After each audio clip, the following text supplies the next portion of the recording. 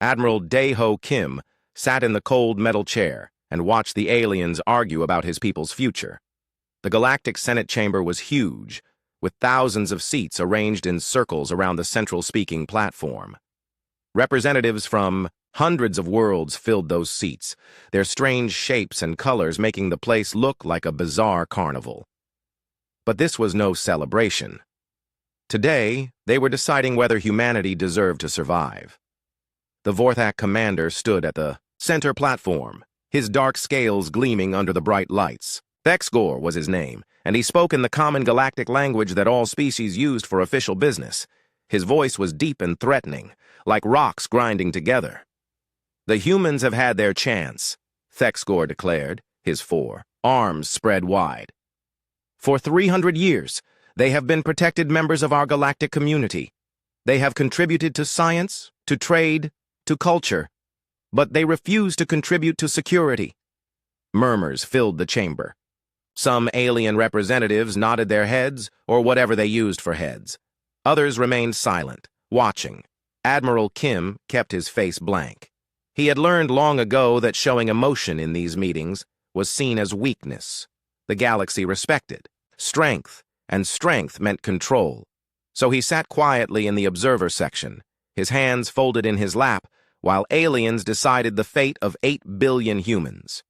Captain Yunseo Park, Earth's diplomatic representative, stood up from her seat near the platform. She was young for a diplomat, only 45, but she had spent 20 years learning how to speak to aliens without making them angry. "Honored members of the Senate," she began, her voice calm and clear, "humanity has always supported galactic peace. We have sent medical aid to wounded worlds. We have shared our agricultural knowledge to feed hungry populations. We have opened our universities to students from every member species." "Yes, yes," Thexgor interrupted, his voice mocking. "You build hospitals and schools. You plant gardens and write poetry. But when the Cleath invasion threatened the Outer Rim, where were your warships? When the Mordak pirates attacked the trade routes, where were your fighters?" Captain Park took a breath before answering. "We sent supply ships to help the defenders. We provided medical care for the wounded. We offered our worlds as refugee centers for displaced civilians." The Vorthak commander laughed, a harsh sound that echoed through the chamber. "Exactly my point. You are soft children who build gardens where warriors would build fortresses. The galaxy needs protectors, not gardeners." More murmurs filled the chamber, and Admiral Kim could sense the mood shifting. The representatives were nodding more now. Even some of humanity's traditional allies looked uncomfortable. Thexgor continued his speech, his voice growing louder and more confident.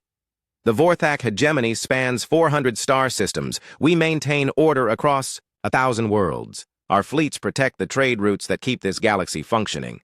And what do we ask in return? Simply that species too weak to protect themselves step aside for those who can." He turned to face the human section directly, his black eyes focusing on Captain Park. "Humanity has been given every chance to develop proper military capabilities. Instead, they choose to remain weak, hiding behind the protection of stronger species while contributing nothing to galactic security." The chamber fell quiet. This was the moment everyone had been waiting for, the formal accusation. Therefore, Thexgor announced, "The Vorthak hegemony formally requests that the Senate approve our protective custody of the human species. We will relocate them to suitable preservation worlds where they can continue their cultural activities without taking up valuable strategic territory." Captain Park stood up quickly. "Honored Senate, we reject this proposal completely. Earth and all human colonies are sovereign territories. We have never requested protection, and we certainly do not require custodial care." "Then where is your fleet?" Thexgor challenged. "Where are your battle stations? Your weapon platforms? Your military academies? Show us one human warship, Captain Park. Show us one human weapon that could threaten even our smallest patrol craft." The silence stretched on. Captain Park looked toward Admiral Kim, her eyes pleading for help. But Kim remained motionless, his weathered face showing nothing. The Senate Secretary called for the vote. One by one, the species representatives made their choices. The Andrali voted to approve, the Zelkor voted to approve, the Fest voted to approve. Out of 850 representatives, only 3 voted against the Vorthak proposal. Humanity's oldest allies, the Keepers, abstained entirely. The final tally appeared on the chamber's main display.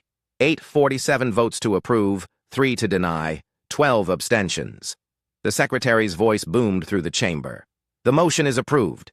The Vorthak hegemony is granted protective custody over the human species, effective in 30 standard days. Captain Parks sank into her chair, her face pale with shock. Around the chamber, representatives began filing out, already moving on to other business. To them, this was just another routine administrative decision, but Admiral Kim finally moved. He stood up slowly, his military uniform crisp and clean despite the long day. Every eye in the chamber turned toward him as he stepped forward to the speaking platform. "Honored Senate," he said, his voice carrying clearly through the chamber's acoustics. Many representatives stopped their exit to listen. It was rare for humans to speak during formal sessions. "Humanity appreciates the galaxy's concern for our welfare," Kim continued, his tone polite and respectful. "However, we must respectfully decline this generous offer of protection." Confusion rippled through the chamber. Thexgor's scales darkened with anger. "You cannot decline, human. The vote has been cast. The decision is made." Admiral Kim looked directly at the Vorthak commander. "The vote grants you custody over a protected species, but effective immediately, humanity withdraws from protected status. Terra will handle its own defense from now on." The chamber erupted in surprised chatter. Protected species could not simply withdraw their status. It required Senate approval, military assessments, capability reviews. The process took years. "That is not how it works," the Senate Secretary protested. "You cannot simply declare independence from galactic protection." Kim reached into his jacket and pulled out a small data pad. He connected it to the chamber's communication system and uploaded a single document. Actually, according to Galactic Charter Section 847, subsection 12, any species may withdraw from protected status by demonstrating adequate self-defense capabilities. The document appeared on every screen in the chamber. It was a formal military assessment, signed by 3 neutral species and stamped with official galactic seals. Thexgor grabbed the nearest screen and read quickly. His expression changed from anger to confusion to something that might have been concern. "This assessment claims that Terra possesses sufficient military assets for self-defense," he said slowly, "but that is impossible. Our intelligence shows no human military installations, no ship construction facilities, no weapons research centers." Admiral Kim smiled for the first time that day. "Perhaps your intelligence is not as complete as you believed, Commander." He turned to address the entire chamber. "Humanity thanks the galactic community for 3 centuries of protection. During that time, we have learned much about the galaxy, about its peoples, and about the threats that face peaceful civilizations." Lieutenant Commander Bo-Young Lee appeared, at Admiral Kim's side, carrying a sealed data packet. She had been so quiet that most of the aliens had forgotten she was there.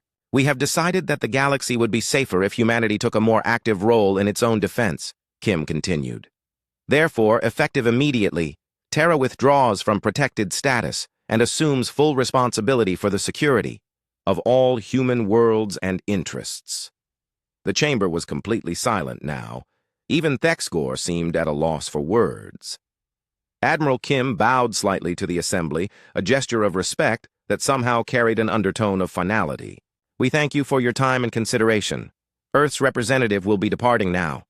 He walked toward the exit, his footsteps echoing in the quiet chamber. Lieutenant Commander Lee followed, still carrying her mysterious data packet. As they reached the chamber doors, Kim paused and looked back at the assembled representatives. His voice carried clearly across the space. "The children are coming home to play." Then they were gone, leaving behind a chamber full of confused aliens, and one very worried Vorthak commander. Director Jin-Woo Han walked through the empty corridor of what every alien in the galaxy believed was a simple asteroid mining facility. The walls were plain metal, the lighting was basic, and everything looked exactly like a boring industrial operation, which was exactly the point. He stopped at a heavy door marked Storage Bay 7 and pressed his palm against the scanner. A blue light swept across his hand, reading not just his fingerprints but his DNA, his heartbeat, and 17 other biological markers that made him uniquely human. The door slid open with a soft hiss. Beyond the door was a sight that would have shocked every alien diplomat who had ever called humanity peaceful gardeners. The storage bay stretched for kilometers in every direction, filled with sleek gray shapes that definitely were not mining equipment. Chief Engineer Mi-Young Choi appeared beside him, her tablet showing readiness reports from across the solar system. All facilities are showing green lights, Director. We can begin full activation on your command. Jin-Woo nodded slowly, still looking out at the incredible sight. 12,000 combat vessels of various sizes floated in perfect formation, their hulls gleaming under the artificial lights. Some were small and fast, built for quick strikes and reconnaissance. Others were massive, designed to take on entire fleets and win. 300 years, he said quietly. 300 years of preparation, and they never suspected a thing. Mi-Young smiled grimly. The Vorthak think we're too peaceful to fight. The Andrali think we're too primitive to pose a threat. The Keepers think we're too young to understand real warfare. They all made the same mistake. Which was? They assumed that peaceful means weak. Jin-Woo activated his communicator and spoke. Into it. This is control. Begin Phase 1 activation across all sites. Across the solar system, similar scenes were playing out. On Ceres, what appeared to be a water processing plant revealed hidden bays filled with destroyers. On Europa, agricultural research stations unfolded to show fighter squadrons. In the asteroid belt, mining platforms transformed into weapons platforms and sensor arrays. Fleet Admiral Tae-Min Song stood on the bridge of the TDS Harmony, humanity's first and largest dreadnought. For 200 years, it had masqueraded as Luna City's central power generation facility. Alien tourists had actually taken guided tours through its outer sections, never realizing they were walking through the corridors of the most powerful warship ever built. "Sir," called Commander Sujin Bei from her station, "all battle groups are reporting ready status. Hidden deployments are complete across 47 star systems." Admiral Song looked at the tactical display showing the true scope of humanity's preparations. Red dots marked human colonies and outposts across known space, but now blue dots were appearing next to them, revealing the hidden military assets that had been there all along. "How many assets are we talking about, Commander?" Su Jin consulted her reports. 12,000 combat vessels of frigate class or larger, 40,000 support craft, 237,000 drone fighters, 812 defense platforms, and that's just what we're revealing today. The Admiral whistled softly. The Vorthak brought their entire invasion, fleet to our border. 2,000 ships, they said. They thought that would be enough to conquer humanity. "Sir, we could handle 2,000 ships with just our patrol groups." "I know, but that's not the point. The point is that they never bothered to find out what we were really capable of." Commander Hyun-Soo Park entered the bridge carrying a data tablet. "Admiral, Intelligence Division has completed their final analysis of Vorthak military capabilities. Every ship class, every weapon system, every tactical formation they use." Song took the tablet and scrolled through the information. "How long have we been studying them?" "Since first contact, sir. Every diplomatic meeting, every cultural exchange, every trade negotiation. We've been gathering data on every species we've encountered. And they think we're naive." On Mars, Director Seo Jin-yoon oversaw the activation of what the galaxy knew as the Solar Research Institute. In reality, it was humanity's primary military intelligence center. For 3 centuries, human diplomats and scientists had been traveling throughout the galaxy, always learning, always observing, always preparing. "Director," called analyst Dong-Min Kim from his workstation, "we're receiving confirmation from our embedded assets throughout Vorthak space. Their fleet positions, supply lines, communication protocols, all confirmed accurate." "Embedded assets?" asked a younger analyst. "We have people inside Vorthak territory?" SEO Jin smiled. "We have people everywhere, Analyst Choi. Every human, merchant who's ever traded in alien space, every human student who's ever attended an alien university, every human tourist who's ever visited an alien world. They were all gathering intelligence. But the aliens trusted us. They welcomed us into their societies. Yes, they did. Because we are trustworthy. Everything we learned openly and honestly. We never stole secrets or lied about our intentions. We simply paid attention to everything they showed us. The young analyst looked confused. Then how is it intelligence gathering? Because they assumed we were too peaceful to use the information for military purposes. They were wrong. Back on Luna, Admiral Song watched as the first battle group prepared to reveal itself. 1,000 ships that had been hidden in the moon's shadow began moving into formation. On every sensor screen in the solar system, it would look like 1,000 new contacts had just appeared out of nowhere. Communications, open a channel to the Vorthak fleet. Channel open, sir. Admiral Song straightened his uniform and looked directly into the camera. Vorthak Fleet Command, this is Admiral Taemin Song of the Terran Defense Force. You wanted to see if Earth would fight. Now you'll see how Earth wages war. In deep space, aboard the Vorthak flagship Conquest of Weakness, Fleet Commander Gezimar stared at his sensor displays in disbelief. His intelligence officers were running diagnostics on every system, convinced their equipment was malfunctioning. How many contacts are you reading? He demanded. 1,200 ships in the Luna formation alone, Commander. But that's impossible. Our scouts reported no military installations in this system. Run a deep scan on every human facility in the system. The results came back in minutes, and they were terrifying. Every civilian installation was showing military-grade armor plating. Every commercial vessel was armed. Every research station was actually a weapons platform. Sir, whispered his intelligence officer, I think we may have made an error in our assessment of human capabilities. Meanwhile, on Earth itself, President Minho Lee stood in the Situation Room deep beneath the planet's surface. The room had been built to look like a crisis management center for natural disasters and economic emergencies. In reality, it was humanity's military command center. Mr. President, reported Defense Secretary Yoon-hee Kang, all fleets are in position. We're ready to begin operations. Casualties? None yet, sir. The Vorthak haven't fired a shot. I think they're too shocked to respond. President Lee nodded. Good, send them a message. Full surrender terms, complete withdrawal from human space, and reparations for the diplomatic insult. But also let them know that these terms expire in exactly 1 hour. And if they refuse, then we show them what 300 years of preparation really means. The message was transmitted to every Vorthak ship in the solar system. It was polite, professional, and absolutely terrifying in its implications. The humans were not asking for negotiations. They were dictating terms to a species that had controlled 400 star systems and called themselves the galaxy's greatest military power. On the Vorthak flagship, Commander Gezimar read the message 3 times before he fully understood what it meant. They want us to surrender, he said slowly. To them. Sir, our fleet outnumbers their visible forces almost 2 to 1. Visible forces, you said. What about invisible forces? The bridge fell silent as everyone considered the implications. If humanity had hidden 1,200 warships in one star system, how many more might be hidden elsewhere? Sir, called the communications officer, we're receiving similar messages from our fleets at Kepler 442, Wolf 359, and Proxima Centauri. Human fleets have appeared at all of our target systems simultaneously. Gezimar felt something he had not experienced in his 20 years of military service. Genuine fear.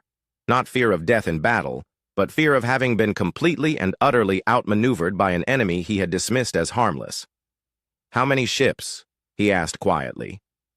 Current. Count across all systems, sir, is approaching 10,000 human combat vessels, and they're still appearing on sensors.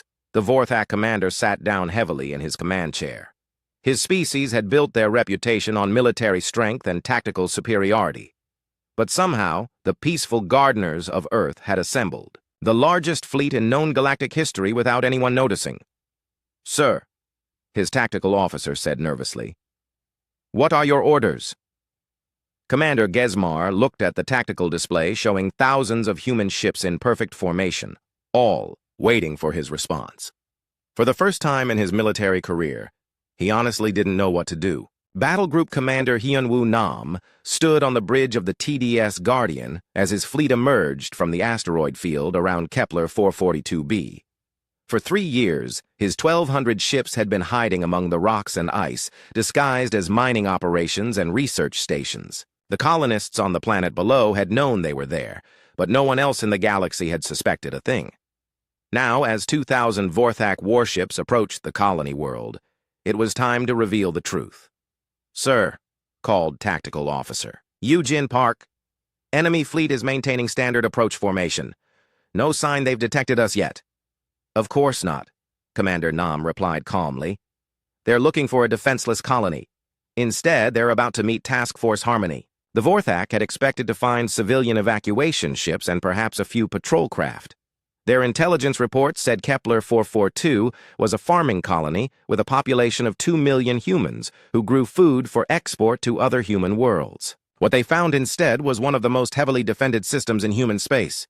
"Communications. Patch me through to the Vorthak fleet." "Channel open, sir." Commander Nam looked into the camera with the expression of a teacher about to correct a student's mistake. "Vorthak Fleet Command, this is Commander Hyon Woo Nam of the Terran Defense Force. You are entering sovereign human territory without permission. You have exactly 5 minutes to reverse course and leave this system." On the Vorthak flagship, Crusher of Hope, Fleet Admiral Thak Gore laughed at the transmission. "A single human commander thinks he can order around the entire 9th Vorthak battle fleet? How many ships does he have? 3? 4? His sensor officer checked the readings again. "Sir, I'm showing... This can't be right." "What?" 1,200 contacts, sir. Frigate class and above. They're everywhere. In the asteroid belt, behind the moons, even in the planet's orbital space. Admiral Thak Gore's laughter died abruptly. "That's impossible. Our intelligence said this system was undefended. Sir, they're powering up weapons. All of them." Back on the Guardian, Commander Nam watched the Vorthak fleet's formation begin to waver as their commanders realized what they were facing. "Tactical, show me their deployment." The main screen showed the 2,000 Vorthak ships spread across space in their traditional attack formation. It was an impressive sight, designed to intimidate enemies and demonstrate overwhelming force. Against a normal colony world, it would have been devastating. Against Task Force Harmony, it was suicide. "They're using Formation 17, observed Captain Dong Hyun Yu from the destroyer TDS Peacemaker. "Standard Vorthak intimidation pattern. Heavy ships in front, light ships in support, command vessels in the protected center." "Just like the tactical manuals predicted," Nam replied. "Intelligence Officer Kim, transmit the formation analysis to all ships." Intelligence Officer Yoon-ji Kim's fingers flew over her console. Within seconds, every human ship in the system received detailed information about every Vorthak vessel, their weapon capabilities, shield frequencies, hull weaknesses, and even the names and psychological profiles of their commanding officers. "Sir," Kim reported, "all ships have received targeting data. We know which ships to hit first, which commanders are likely to retreat, and which ones will fight to the death." Commander Nam nodded. The Human Intelligence Network had been studying Vorthak military doctrine for over a century. They knew how these aliens thought, how they fought, and most importantly, how they made mistakes. "All ships. Execute pattern. Delta. Let's show them what coordination looks like." Across the system, human ships began moving in perfect synchronization. Unlike the Vorthak formation, which looked impressive but was actually quite rigid, the human fleet flowed like water around obstacles, each ship supporting the others in an intricate dance of tactical positioning. Admiral Thak Gore watched in growing alarm as the human ships surrounded his fleet without seeming to move aggressively. "How are they doing that?" "Sir, they're sharing targeting data in real time. Every ship knows what every other ship is doing. It's like fighting a single organism with 1,200 bodies. Impossible. No species can coordinate that many ships simultaneously." But as the Admiral watched, the human fleet demonstrated exactly that capability. When Vorthak ships moved to attack one group, other human ships were already in position to support them. When the aliens tried to retreat, they found their escape routes blocked by ships that had been moving to intercept them for the past 10 minutes. "Sir," his tactical officer called out nervously, "they're not just coordinating their movements. They're coordinating their psychology." "What do you mean?" "Look at their targeting priorities. They're not going for our strongest ships first. They're hitting the commanders who are most likely to panic, which will cause confusion in the fleet. Then they're targeting the ships whose crews have the least combat experience. It's like they know us better than we know ourselves." On the Guardian, Intelligence Officer Kim confirmed the Admiral's fears. "Sir, we have complete psychological profiles on 60% of their command staff. Captain Geckmore of the heavy cruiser Painbringer has a tendency to retreat when faced with unexpected tactics. Commander Jexval of the destroyer Swift. Death becomes over-aggressive when his shield levels drop below 40%. And we're using that information? Every targeting decision is based on the psychological impact it will have on their fleet cohesion, sir. The first exchange of fire came when a Vorthak destroyer, exactly as predicted, broke formation to attack what appeared to be an isolated human frigate. The moment it left the protection of the main fleet, 6 human ships that had been waiting, in ambush, opened fire simultaneously. The destroyer's shields collapsed in seconds, and precision strikes disabled its engines and weapons without destroying the ship entirely. The crew found themselves alive but helpless, floating in space while human ships continued their deadly dance around the Vorthak fleet. "Sir," the destroyer's captain transmitted to Admiral Thak Gore, "they could have destroyed us, but they chose to disable us instead." "Why?" It was a good question, and the answer came from Commander Nam himself. "Vorthak Fleet Command, this is your final warning. Surrender now, and your crews will be treated with full military honors. Continue fighting, and we will continue," demonstrating why peaceful species develop the most effective military tactics. Admiral Thakgor felt a chill run through his body. "They're toying with us." "Sir?" "They disabled that destroyer to send a message. They could have destroyed it, but they wanted us to know they chose not to. They're not just defeating us militarily, they're defeating us psychologically." The battle continued for another hour, but the outcome was never in doubt. Every time, the Vorthak tried a new tactic. The humans were already prepared for it. Every formation change was countered before it could be completed. Every attempted retreat was blocked by ships that had moved into position hours earlier. But the humans never destroyed a single Vorthak vessel completely. They disabled engines, knocked out weapons, overwhelmed shields, but they always left the crew compartments intact. It was the most devastating demonstration of military superiority in galactic history, and it was being conducted with surgical precision. Finally, Admiral Thak Gore transmitted his surrender. "Human Fleet Command, this is Admiral Thak Gore of the 9th Vorthak Battle Fleet. We surrender unconditionally." Commander Nam's response was broadcast throughout the system. "Admiral, your surrender is accepted. Medical ships are already en route. To assist your damaged vessels, your crew will be treated according to galactic conventions for prisoners of war." But then Nam added something that made the alien commander's blood run cold. "Admiral, you should know that this engagement has been broadcast live to the Galactic Defense Network. Every species in the galaxy has been watching." Thak Gore realized, with horror, that the humans had not just defeated him militarily. They had done it publicly, demonstrating to every species in the galaxy that the Vorthak could be outfought by the peaceful gardeners of Earth. The aftermath was swift and efficient. Human medical teams boarded damaged Vorthak ships to treat wounded crew members. Human engineers helped repair life support systems on vessels that had been disabled. Human diplomats began processing the surrender paperwork with the same attention to detail they brought to trade agreements. Wing Commander Jae-hyun Lee supervised the recovery operations from his fighter squadron. "You know what the strangest part is?" he transmitted to his pilots. "They're actually surprised that we're treating them well." "Sir?" "Listen to their communications. They keep asking each other why we're not executing prisoners or torturing captives or doing the things they would do if they had won." Squadron. Leader Minjung Choi replied thoughtfully, "Maybe that's why we won, sir. We fight to protect, not to destroy." As the last Vorthak ship was secured, Commander Nam received a priority transmission from Earth Command. "Sir, similar engagements have concluded successfully at Wolf 359, Proxima Centauri, and 14 other target systems. Total Vorthak losses, 0 ships destroyed, 43,000 crew captured, morale completely broken." "And human losses?" 17. "Wounded, mostly minor injuries from equipment malfunctions. 0 killed in action." Commander Nam looked out at the aftermath of the battle. Vorthak ships. Grand Admiral Wu Seok Jang stood in the command center deep beneath Geneva, watching status reports flow in from across the galaxy. The room hummed with quiet activity as hundreds of officers coordinated the largest military operation in human history. What had started as a defense against Vorthak aggression had become something much larger.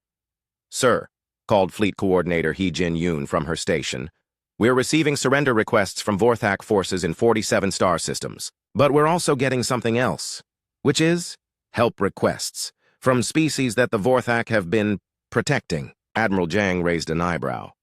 Protecting? That's what they called it, sir. Turns out the Vorthak have been running protection schemes across half the galaxy. Pay tribute. Accept Vorthak military bases on your worlds. Give us your best resources, and we'll protect you from other threats. On the main display, a galactic map showed the true scope of the situation. Red zones marked Vorthak-controlled space, but now yellow zones were appearing everywhere else. These were systems asking for human intervention, systems that had been trapped under Vorthak protection for decades. Captain Soo-Young Kim transmitted from the trade hub at Centauri Prime, where her ships were dealing with a very different kind of problem. Command, you need to see this. The Helkari delegation is here, and they are asking us to liberate their homeworld. Liberate? From what? From the protection deal they signed with the Vorthak 50 years ago. Apparently, the Vorthak have been taking 30% of their industrial output in exchange for keeping them safe from pirates.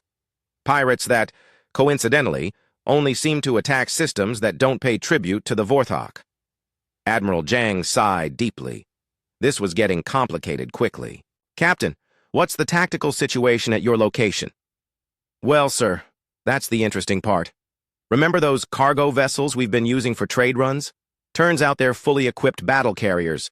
I've got 3 squadrons of fighters deployed, and the local Vorthak garrison is confused. Wing Commander Jae-hyun Lee's voice came through the communication system with barely controlled amusement. Command, this is Gold Squadron. The Vorthak defense platform here is actually broadcasting a surrender message on loop. I think they're afraid to turn off the transmission in case we think they're still hostile.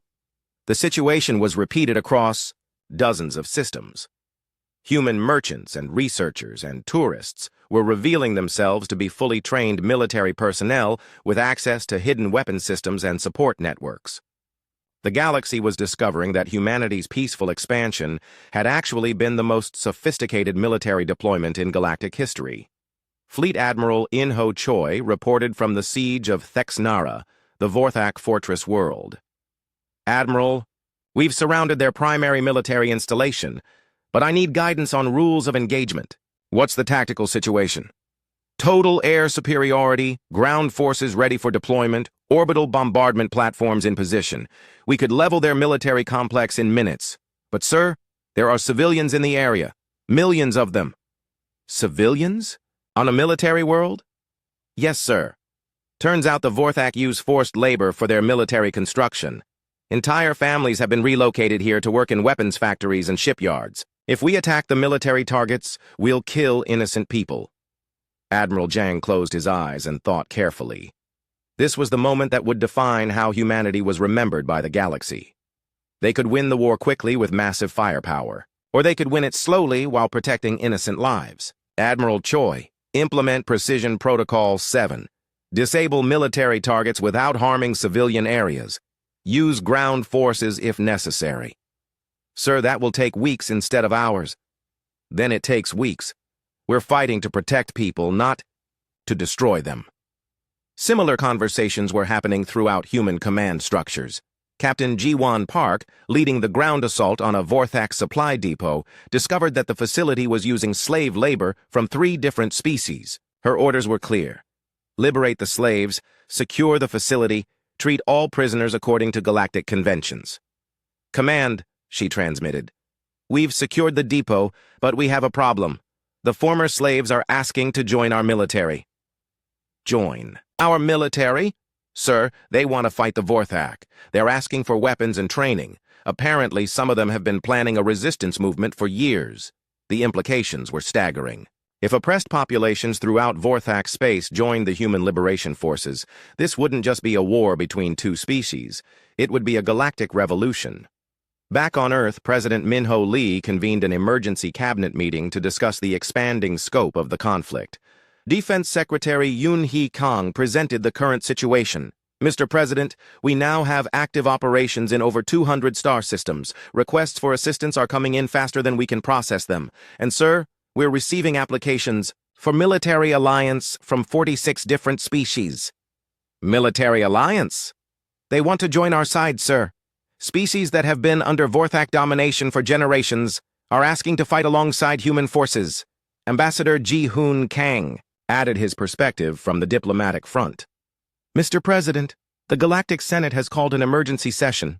They want to discuss the human situation. But, sir, half the representatives are asking if they can relocate the Senate to Earth. Relocate? Why? Because they trust us to protect them, sir. The galaxy is realizing that the Vorthak weren't protecting anyone. They were controlling everyone. Meanwhile, deep in Vorthak space, Intelligence Director Na Yun-song was coordinating the most complex psychological warfare operation in galactic history. Her teams were broadcasting surrender terms directly. To Vorthak military, Supreme Fleet Admiral Kyung-min Han stood on the bridge of the TDS Unity as it approached the Vorthak homeworld. Behind him, 8,000 Terran vessels moved in perfect formation through space. It was the largest fleet ever assembled in galactic history, and it was about to end the shortest war anyone could remember. The Vorthak homeworld of Krextar hung in space like a dark jewel, surrounded by the scattered remains of what had once been the most powerful military force in the galaxy. Hundreds of Vorthak ships floated powerlessly around their planet, their weapons disabled, their crews waiting for whatever fate the humans would decide. "Sir," called Captain Min-Seo Park from the communications station, "we're receiving a transmission from the planet. It's Supreme War Leader Gexmar himself." "Put him through." The main screen flickered to life, showing the scarred face of the Vorthak's highest military commander. His black scales were dull with exhaustion, and his 4 arms hung limply at his sides. Behind him, the control room of the Planetary Defense Center looked almost empty. "Human Admiral," Gexmar said slowly, "I am Supreme War Leader Gexmar of the Vorthak Hegemony. I speak for all Vorthak forces in this system and throughout our territory." Admiral Han kept his expression neutral. "War Leader, I am Supreme Fleet Admiral Kyung-min Han of the Terran Defense Force. Do you wish to discuss surrender terms?" "Terms?" Gexmar's voice carried a note of confusion. "Admiral, you have defeated our entire military. You control our space lanes, you hold our colonies, you have captured our fleets. What terms could there possibly be? We are at your mercy." "It was exactly the response Admiral Han had expected. Throughout galactic history, surrender meant enslavement, occupation, or extermination. The concept of merciful victory was foreign to most species, especially to warriors like the Vorthak. "War Leader, here are our terms. First, all Vorthak military forces will stand down immediately. Second, all territorial claims against other species will be renounced. Third, all populations currently held under forced labor or tribute arrangements will be released." Gexmar waited for more conditions, but Admiral Han had stopped speaking. "And what else?" "That's all." "But what about occupation forces? What about tribute payments? What about territorial concessions?" Admiral Han smiled slightly. "War Leader, humanity doesn't want to rule your worlds. We want to trade with them. We don't want tribute from your people. We want them to be prosperous enough to buy our products and sell us theirs." The silence stretched on for nearly a minute, as the Vorthak commander tried to process this information. Finally, he spoke again. "Admiral, I don't understand. You have won the greatest military victory in galactic history. Why are you not taking advantage of it?" "Because, War Leader, we didn't fight this war to gain an empire. We fought it to prevent you from taking ours." "On the planet below, War Leader." Thexcora stood in the Great Assembly Hall, addressing the gathered leaders of the Vorthak military caste. Her voice echoed through the vast chamber as she read the human surrender terms to the stunned audience. "They want us to release our labor populations," she repeated. "They want us to stop collecting tribute from protected worlds. They want us to withdraw our forces to our original territory. And in exchange, they offer us trade agreements." "Trade agreements?" demanded General Klexthor from the front row. "What kind of conqueror offers trade agreements?" "The kind that doesn't want to be a conqueror," Thexcora replied quietly. "I have been monitoring human communications across their fleet. Do you know what they're discussing? Not how to divide our territory or how much tribute to demand. They're debating how much medical aid to send to our wounded and whether they have enough supply ships to feed our prisoners. The assembly hall erupted in confused conversation. This was completely outside their understanding of warfare. Thexcora raised her voice above the noise. I have fought the humans for months now. I have seen their tactics, studied their strategies, listened to their communications, and I have reached a conclusion that will shock you. Which is? They are not warriors at all. They are protectors. Everything they do, everything they build, every decision they make is designed to protect something. Their families, their allies, their principals, even their enemies. General Jekmal stood up from the back of the hall. That's impossible. No species becomes the dominant military power in the galaxy by being protective. But that's exactly what they did, Thexcora replied. They built the most powerful fleet in galactic history not to conquer other worlds, but to protect their own. They developed the most advanced weapons not to destroy their enemies, but to disable them quickly with minimal casualties. She activated a display showing human military doctrine. Look at their battle reports. In hundreds of engagements, they could have destroyed every one of our ships. Instead, they consistently chose to disable our vessels and capture our crews. Their victory condition was never our destruction. It was our surrender. The truth was starting to sink in throughout the hall. The humans had not just defeated the Vorthak militarily, they had demonstrated a completely different philosophy of strength. On the TDS Unity, Admiral Han received a priority transmission from Earth. President. Lee's face appeared on the screen, looking tired but relieved. Admiral, the Galactic Senate has voted unanimously to establish a new peacekeeping force under human leadership. They're calling it the Galactic Protection Fleet. Protection Fleet? Yes, apparently every species in the galaxy now wants the kind of protection that actually protects, rather than the kind that exploits. You're being promoted to Galactic Defense Coordinator. Admiral Han felt the weight of responsibility settle on his shoulders. Mr. President, that's an enormous responsibility. Yes, it is. But Admiral, look what you've accomplished. In 6 months, you've ended a war, liberated dozens of oppressed worlds, and convinced the galaxy's greatest military power to voluntarily disarm. And you did it all while maintaining our principles. Through the view screen, Admiral Han could see Vorthak ships beginning to move away from their defensive positions around the homeworld. They weren't retreating in defeat. They were repositioning to begin the complicated process of releasing the populations they had been exploiting. Sir, reported Captain Park, we're receiving requests for assistance from Vorthak Logistics Command. They're asking for help with the repatriation process. Help? With what? Apparently, they've been taking tribute from so many worlds for so long that they've forgotten how to survive without it. They're asking us to teach them sustainable economics. Admiral. Han laughed, a sound of amazement rather than humor. Captain, prepare humanitarian aid packages for the Vorthak homeworld. Include agricultural equipment, medical supplies, and economic advisors. Sir, are you sure? These are the same people who tried to enslave humanity 6 months ago. Captain, these are people who were raised in a system that taught them that strength meant domination. Now they're learning that real strength means protection. The least we can do is help them make the transition.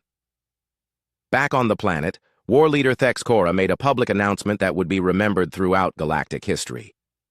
Standing before billions of Vorthak citizens, she spoke words that no one had ever expected to hear from a member of the warrior caste. People of the hegemony, today we learned the difference between being strong and being right.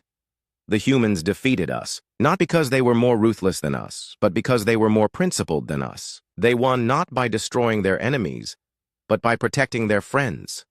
She paused, looking directly into the camera. From this day forward, the Vorthak hegemony will follow the human example. We will use our strength to protect, not to dominate. We will build alliances, not empires. And we will earn the respect of our neighbors, instead of demanding their fear. The transformation would take years, but it had begun. Across the galaxy, former Vorthak subjects were returning to their homeworlds as free beings. Trade routes that had been controlled by military force were becoming open markets, and the great fleets that had once enforced oppression were being converted into exploration and emergency response vessels. Admiral Han stood on his bridge, watching the first joint human Vorthak patrol as it departed for the Outer Rim to protect trade convoys from pirates. Former enemies were now working side by side, united by the shared understanding that true strength came from protecting others. "Admiral," called his aide, "incoming message from the Galactic Senate. They want to know if you'll accept the position of Galactic Defense Coordinator." Han looked out at the peaceful scene before him. Human ships and Vorthak ships moving together in formation, their crews learning to trust each other, their commanders planning joint operations to keep the galaxy safe. "Tell them yes," he said quietly, "but also tell them that this job isn't about human leadership. It's about galactic cooperation. We're all in this together now." And somewhere in the depths of space, children from dozens of worlds were learning a new lesson about what it meant to be strong. They were learning that the greatest warriors were the ones who fought so that others wouldn't have to.